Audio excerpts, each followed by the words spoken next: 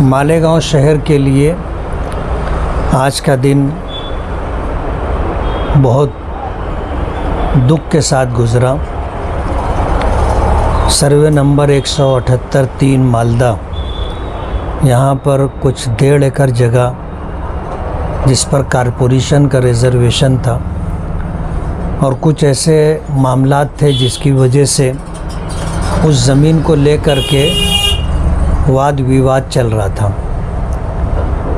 ये ज़मीन बेच दी गई थी और जानकारी जो मिली कि रिज़र्वेशन में होने के बावजूद मालेगांव के कुछ लोग जो ज़मीन के मामलात में कमीशन पर काम करते हैं, उन लोगों ने गरीबों को टुकड़ा करके ये जगह दे दी।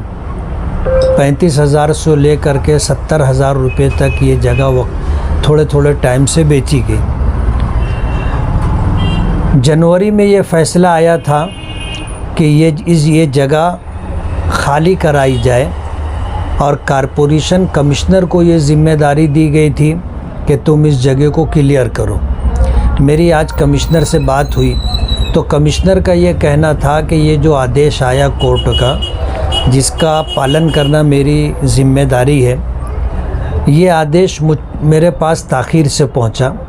पिछले हफ्ते में मंगल के दिन हाई कोर्ट में तारीख़ थी और उस तारीख़ पर जो है कमिश्नर को, डिप्टी कमिश्नर को, कॉरपोरेशन के कुछ ऑफिसरान को कोर्ट ने तलब किया था और कोर्ट ने बहुत सख्त सरजनिश की कि हमने जनवरी में तुमको इस बात का आदेश दिया था कि तुम ये जगह क्लियर करके देना। तुमने हाई कोर्ट के ऑर्डर का अपमान किया है और अभी तक तुमने कोई कार्रवाई नहीं की है। अगर 48 घंटे के अंदर तुमने ये जगह क्लियर नहीं की तो क्यों ना तुम्हें सरकारी नौकरी से बरतरफ कर दिया जाए। कमिश्नर ने ये बात बताई।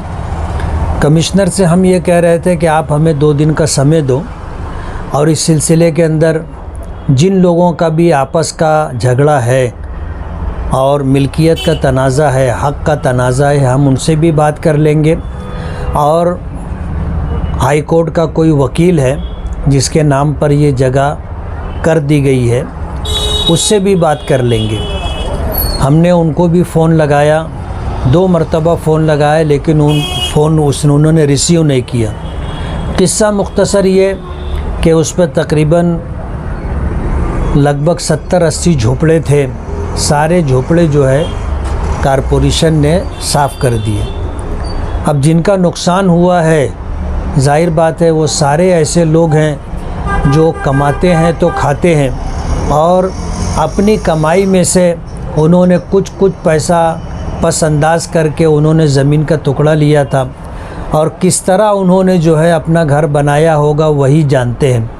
इन हालात के अंदर ये गरीब लोग हमदर्दी के मुस्तहिक़ हैं। हम तो पूरी कोशिश किए कि ये यहाँ से हटाए ना जाएं, लेकिन जो लोग मालेगांव में ज़िम्मेदार थे उन लोगों ने हाई कोर्ट का वकील जो जिस शख्स ने लिया है उसका ये कहना था कि तुम मुझे पैसा दे दो तो मैं कोर्ट से अपना केस निकाल लूँगा। मालेगांव में जो लोग ज़िम्मेदार थे उनका ये कहना था कि तुम पहले केस निकालो तो हम तुमको पैसा देंगे। उन्होंने कहा कि यार देखो, मैं तुम पर भरोसा नहीं कर सकता। वजह उसकी ये है कि तुमने जो काम किया है, अगर उसको सामने रखने के बाद भी तुम पर भरोसा करें तो जाहिर बात है हमसे ज़्यादा बेवकूफ़ कोई दूसरा शख्स नहीं होगा। इसलिए तुम पहले पेमेंट करो तो हम तुमको केस निकाल करके दे देंगे। लेकिन ये आना के झगड़े में इन्होंने कहा कि तुम पहले केस निकालो तो पेमेंट देंगे और उसका ये कहना था कि तुम पहले पेमेंट दो तो हम केस निकालेंगे। ये झगड़ा 3 महीने में ये सुलझा नहीं सके। हालांकि कोई बड़ी बात नहीं थी। मालेगांव में कुछ ऐसे लोग जिनके ऊपर हाई कोर्ट का वकील जो मालिक है वो अगर भरोसा कर सकता था तो मालेगांव के लोगों को उसके हाथ में पैसा दे करके ये मामला निपटा लेना चाहिए था। लेकिन खैर जो भी हुआ अच्छा नहीं हुआ। आज हमारे शहर में 60-70 लोग ऐसे हैं जो बेचारे बेघर हो गए और बरसों की कमाई उनकी मिट्टी में मिल गई। दुख की बात यह है कि अब ये जो सिलसिला शुरू हुआ है कहीं ऐसा ना हो कि ये दराज रहे। अब एक मामला जो गैर कानूनी तरीके से रिज़र्वेशन जगह को लेकर के आज हुआ है, इस तरह के बहुत सारे मामलात मालेगांव में हैं कि रिज़र्वेशन जगहों को बेच दिया गया और ख़रीदने वालों ने टुकड़ा करके उसे बेच दिया।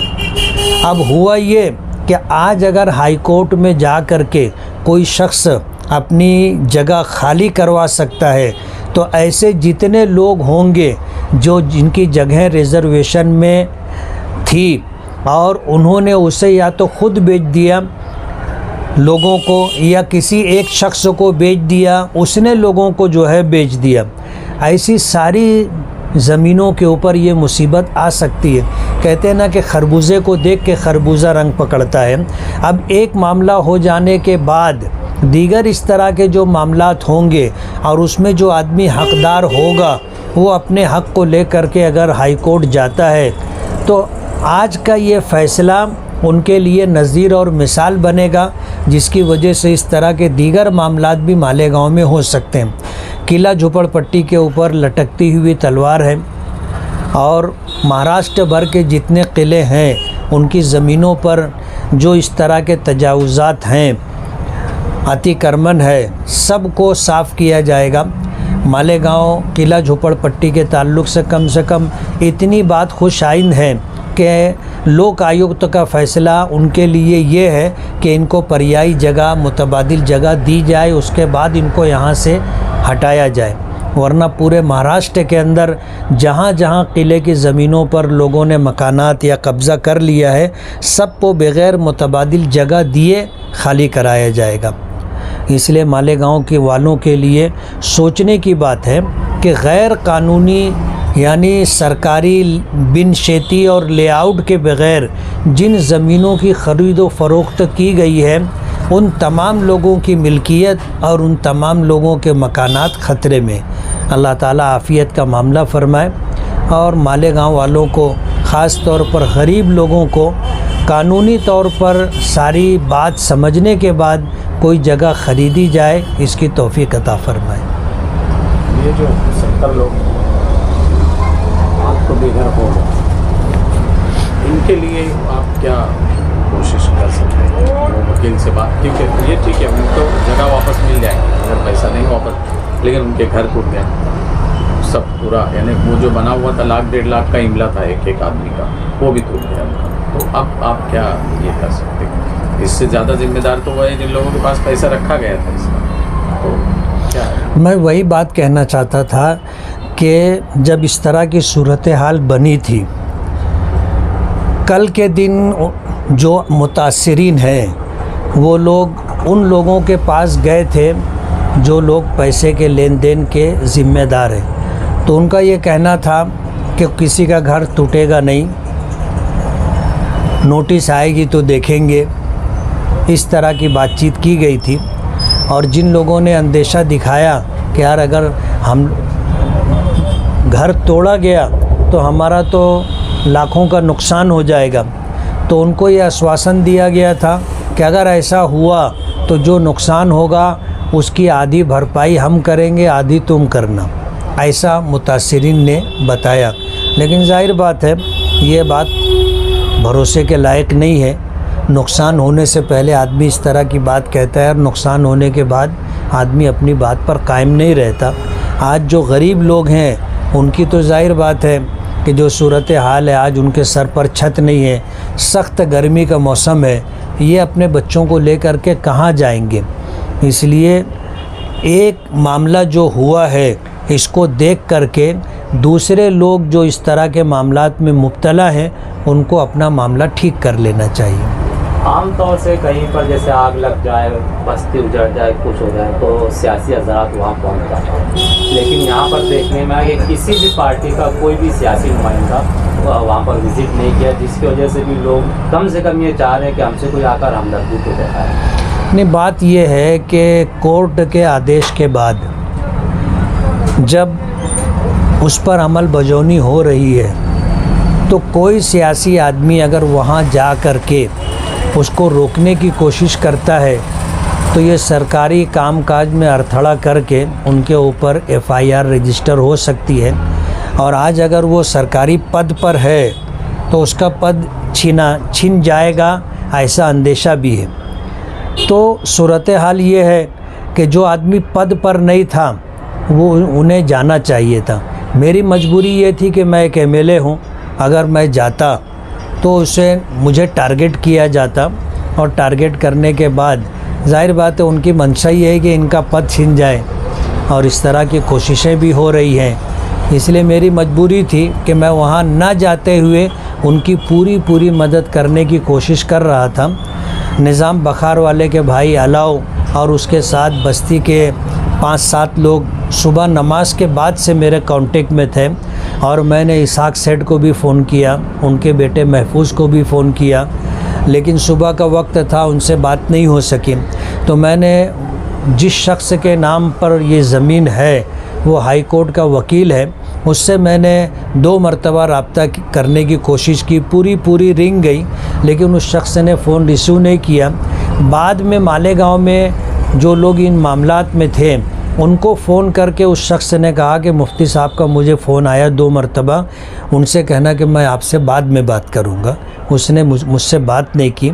और जो लोग, फिर मैंने कमिश्नर से बात की तो कमिश्नर ने भी माजरत कर ली कि कोर्ट ना मुझे बहुत सख्त आदेश दिया है कि अगर 48 घंटे के अंदर आपने कोर्ट के फ़ैसले पर, आदेश पर अमल नहीं किया तो क्यों ना तुमको नौकरी से बरतरफ कर दिया जाए, इसलिए मैं कोई मदद नहीं कर सकता, ऐसा कह करके उसने बात ख़त्म कर दी। लेकिन आप तो सत्ता में होने की वजह से सबकी नज़र आप पे रहे, ये जिम्मेदारी ज़्यादा आपकी थी और दूसरों की वजह पर, जो इलेक्शन हार गए या जो इलेक्शन में अभी ये नहीं हो, उनसे ज़्यादा आपकी जिम्मेदारी थी। इस तरह की बातें वहाँ जब हम लोग पहुँचे तो लोगों ने किसी का ये नहीं, आपके ये किया कि भाई अगर मुफ्ती साहब आ जाते या MLA साहब आ जाते तो हमारी मदद हो जाती। ये आपकी पर्दे के पीछे की मदद हो गई, ये लोगों को नहीं पता, लेकिन पर्दे के सामने जो है ऐसा अगर हो जाता तो क्या है कि मेरे पीछे जो लोग लगे हैं वो लोग इसी इंतज़ार में थे कि ये